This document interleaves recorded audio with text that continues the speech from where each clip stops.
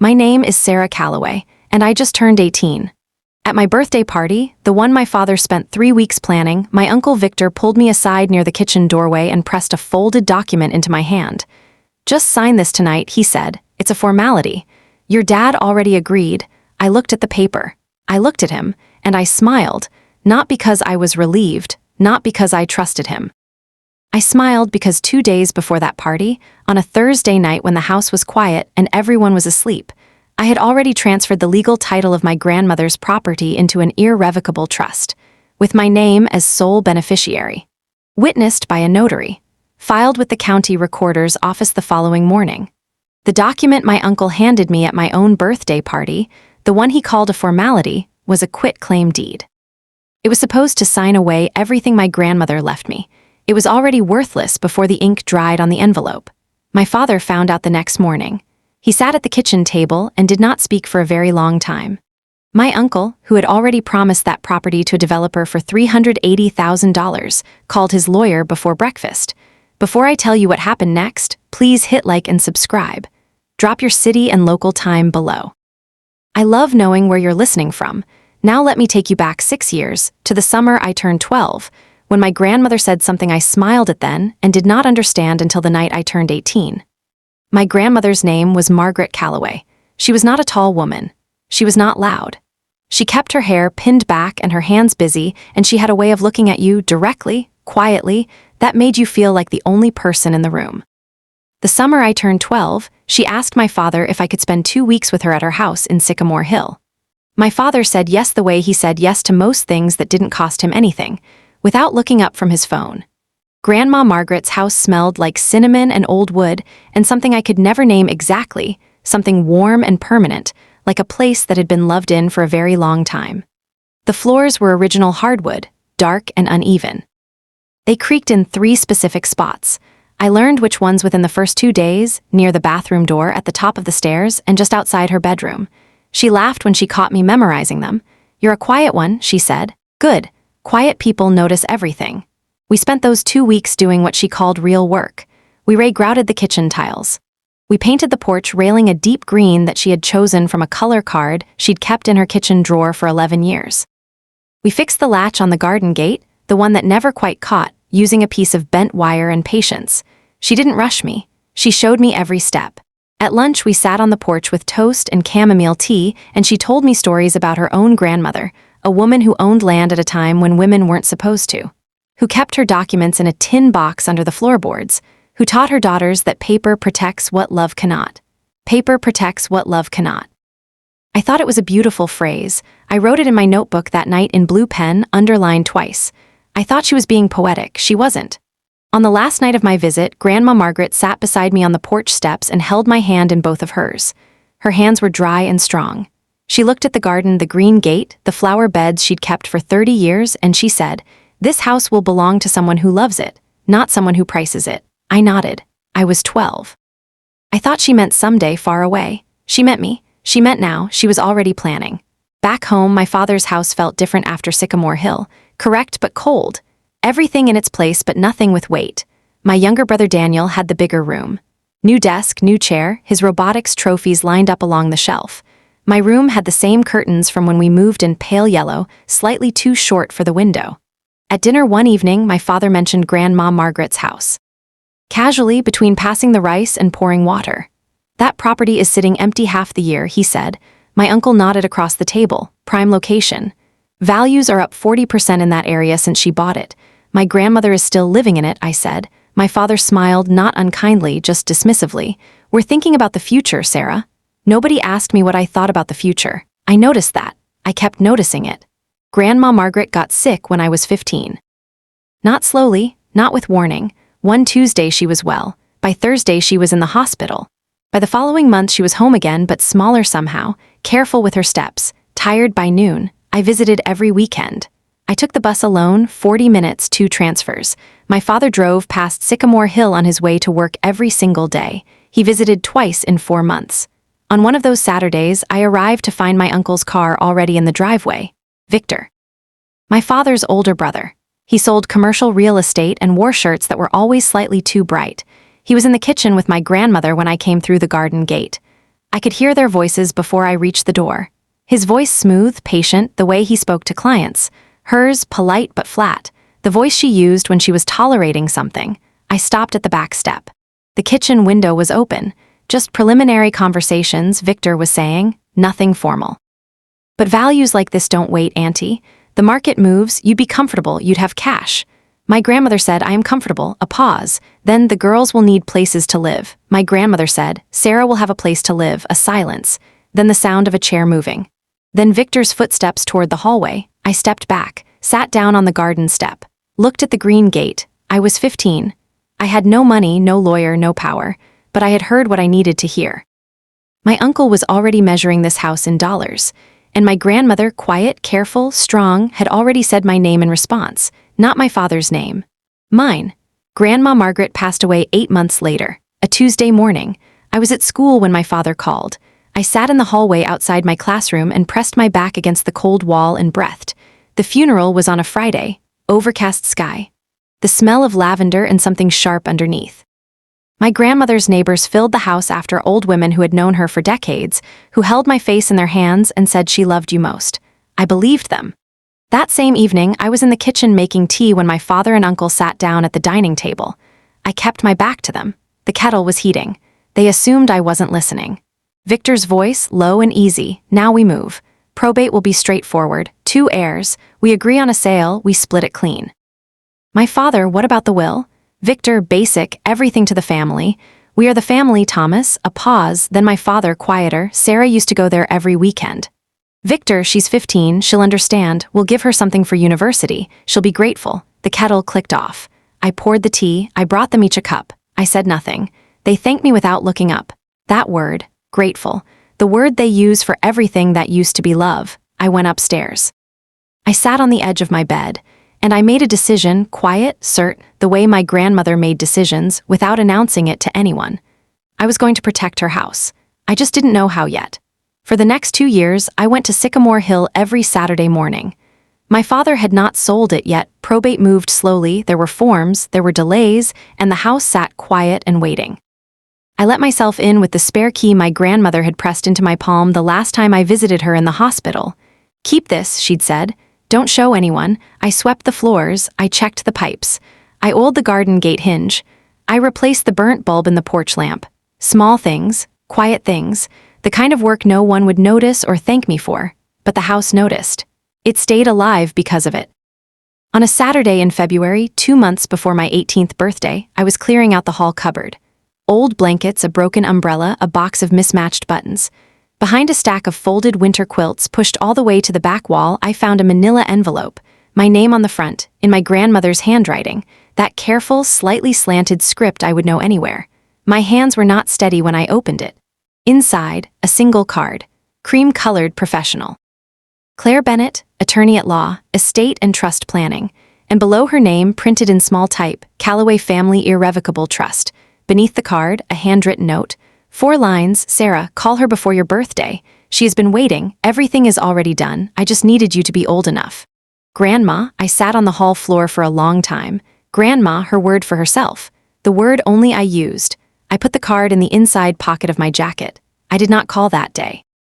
I needed to understand what I was holding first. 3 days later, Claire Bennett called me. I was doing homework when the number appeared, local, unknown. Her voice was measured and careful. Sarah, I was your grandmother's attorney. I've been expecting your call, but I thought I'd reach you first. We need to speak before your birthday. There's a timeline. We met that Saturday at her office downtown. Small room, tidy bookshelves, a window that looked onto a courtyard.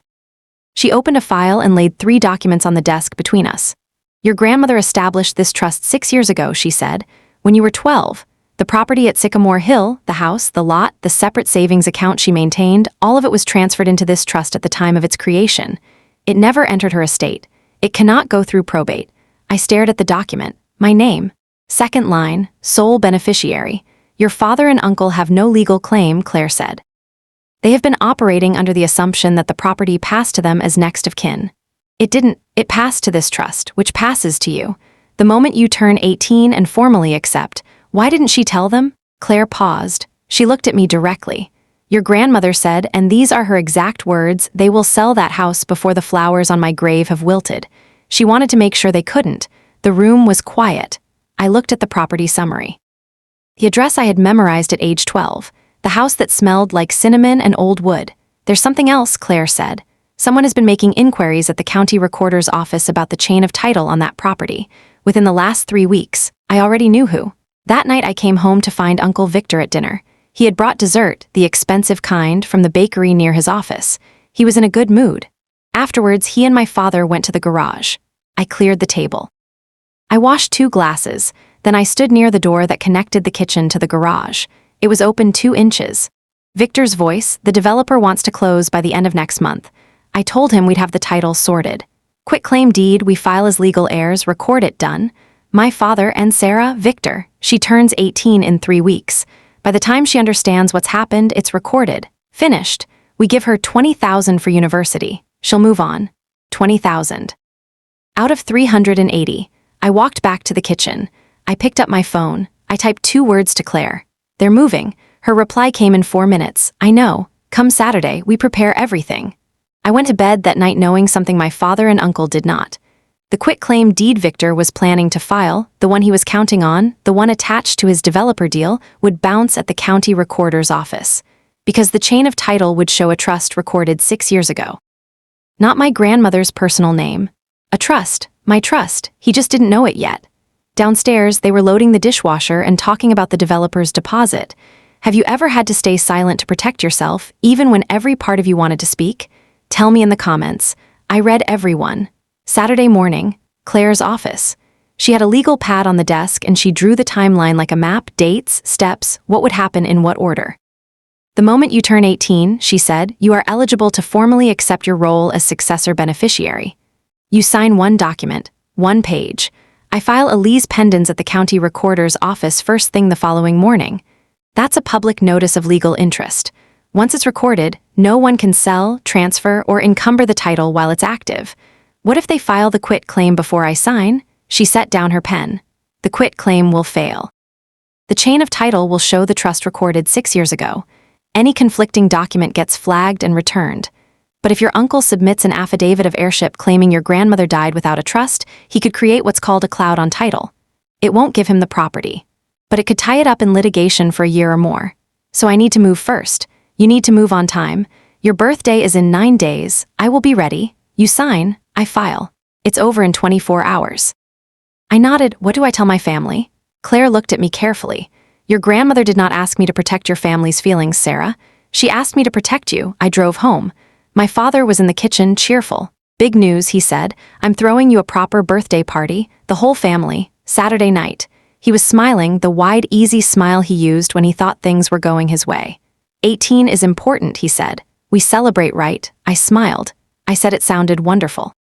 4 days before my birthday, my uncle came by the house unannounced. He found me in the front garden pulling weeds. He sat on the low wall near the gate and crossed his arms and looked at me the way he looked at properties he was calculating. Sarah, you're a smart girl. You know how property works. Your grandmother would want the family to benefit from what she built. I kept pulling weeds. There's a buyer, he said. Clean offer. Fast close.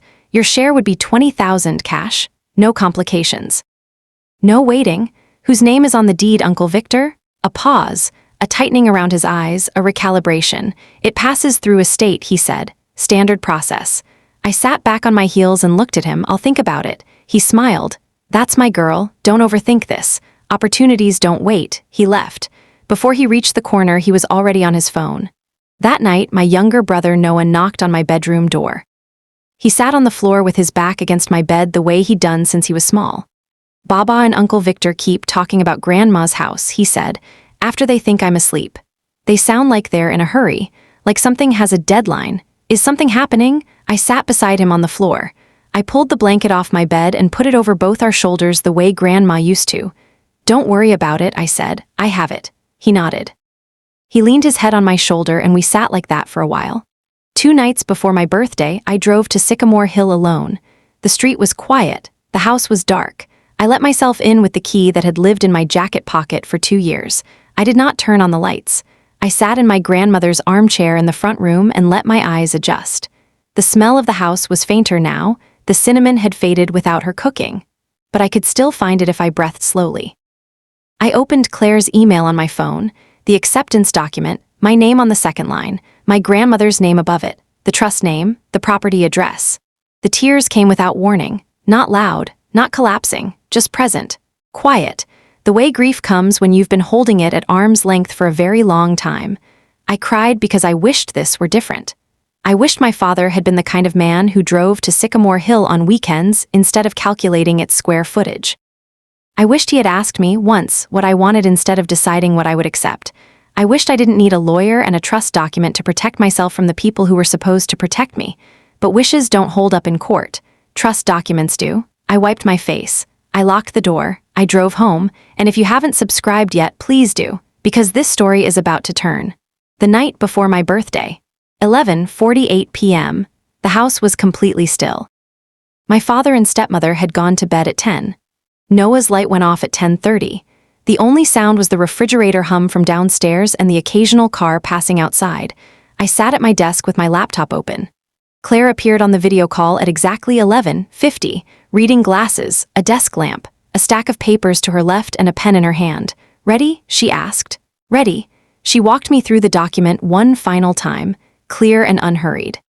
"When the clock turns midnight," she said, "you become a legal adult in every sense that applies here. You sign the acceptance of successor beneficiary form.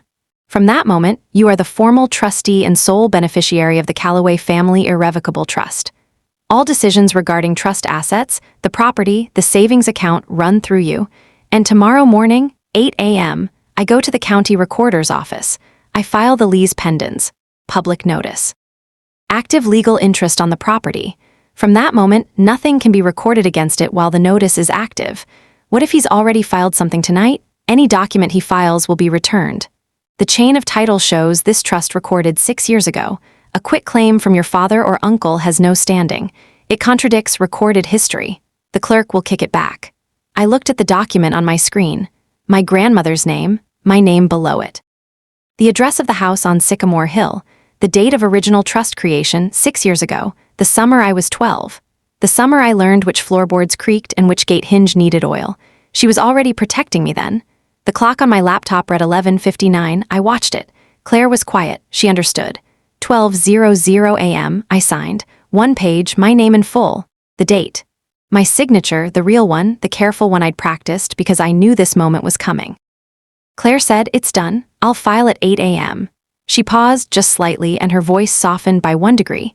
"Your grandmother would be very pleased, Sarah." I nodded. I couldn't speak for a moment. She said goodnight. The screen went dark. 12:03 a.m. I am 18 years old.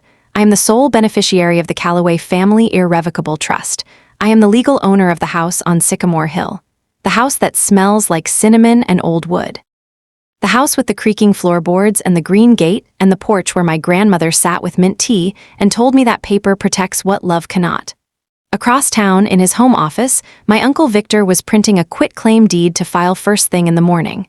He had it notarized. He had the developer's paperwork clipped to it. He had an appointment at the county recorder's office at 9 a.m., 2 hours after Claire's filing. He just didn't know that yet. My birthday party was that evening. The caterer arrived at 4, string lights in the garden, a cake with my name in gold lettering, my father's colleagues, my stepmother's sisters, family friends I had known since childhood. My uncle arrived at 6, sharp and smiling, in the blue shirt he wore to closings. I was in the kitchen when he pulled me aside. He pressed the folded document into my hand near the doorway. "Just a formality," he said. "Your dad already agreed. Sign tonight and I'll have the paperwork wrapped up by Monday." I looked at the paper. A quitclaim deed, my name, a transfer of interest in the Sycamore Hill property, notarized, dated that morning, after 8 a.m. After Claire had already filed, I looked at my uncle, and I smiled, not to be cruel, not to perform anything. I smiled because my grandmother had been right about everything, about the timing, about the document, about me. I folded the paper and handed it back to him. I said, "This won't work, Uncle Victor." He blinked. A small pause, the kind that means a recalculation is happening. "What do you mean?" "The property isn't in a state," I said. "It's been in an irrevocable trust since I was 12. A lease pendens was filed at the county recorder's office this morning at 8 a.m. Your quitclaim has no standing. The chain of title won't support it." He looked at me like I was still the girl who cleared the plates and said nothing. I wasn't.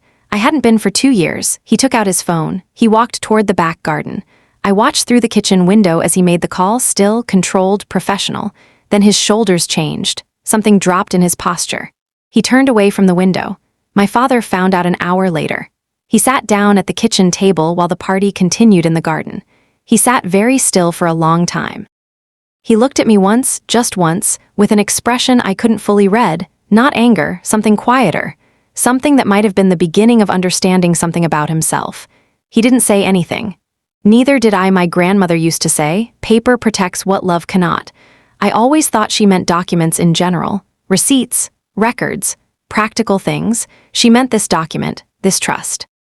This plan she made when I was 12 years old before I understood any of it because she saw who I was before I did. And she made sure the law would catch me when the people who should have didn't. My uncle's deal with the developer collapsed. The lease pendants held. He lost the commission. He and my father did not speak for 4 months. Claire Bennett helped me file the final acceptance documents. The property is mine, held in trust until I choose what to do with it. I have not sold it. I will not sell it. As for me, I still have the key. The one my grandmother pressed into my palm in the hospital room, worn at the edges now, warm from living in my jacket pocket for 2 years. I still go to Sycamore Hill on Saturday mornings. I sit on the porch in the chair that used to be hers. I drink tea. I look at the green gate, freshly painted last spring, the same deep green she chose from a color card she kept in her drawer for 11 years. And I think about what she knew at 12 that I was only beginning to understand. That the quietest form of love, the most serious, the most lasting, is the kind that plans ahead. That prepares. That files the paperwork. That puts your name on the second line of a document and waits patiently for you to be old enough to find it. If you have ever been the one in your family who was overlooked, the one who cleared the plates, who said nothing, who was handed 20,000 out of 380,000 and told to be grateful, I want to hear from you. Tell me your story in the comments. I read every single one. And if this story moved you in any way, subscribe. There are more to come. More stories about women who stayed quiet, who waited, who planned, and who smiled at exactly the right moment.